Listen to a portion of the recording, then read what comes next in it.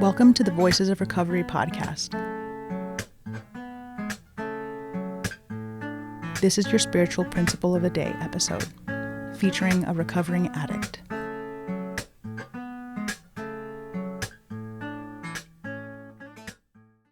Hi, my name is Fern. My clean date is January 5th, 1984.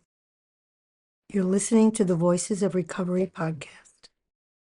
This is the spiritual principle of the day for August 22nd. Trust and the fifth step. This may be the first time we've ever trusted another person enough to tell her or him about ourselves and allow that person to get to know us. It works. Step 5.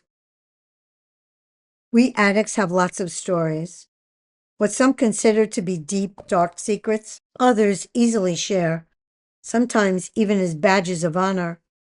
Many of us are fine with divulging the goriest details of our using days, the mayhem of our childhood, and our experience of victimization. Regarding the fourth and fifth steps, we think, no problem, I am an open book. But as we do the work that is suggested, perhaps using the step working guides, there's a depth inherent in those questions goes way beyond our comfort.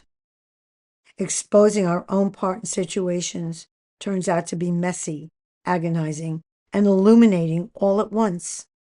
For many of us, our pettiness, our unforgiving nature or unkind acts, our ego on blast, our shame, these carefully guarded parts of ourselves turn out to be far more significant than the dramatic tales we thought we'd tell. Thankfully, we've had the benefit and experience of the previous steps to build trust in the program, each other, and a higher power, and our sponsor. The fifth step is an opportunity for us to open the whole book and have another human being bear witness to the stories about ourselves that are hardest to tell. As much as we've been nervous about sharing our inventory with another person, it's the first time we've admitted much of this business to ourselves. Building a bond of trust takes courage as well as vulnerability. As we exercise that bond, a weight is lifted off our shoulders. We reveal the truth about ourselves, and we're not rejected. Many of us don't realize how distant we've been in our relationships as a result of the secrets we've guarded, and often being seen as truly ourselves by one person allows us to feel much lighter and more open in other relationships. One bond of trust inspires us to form others. Spiritual principle.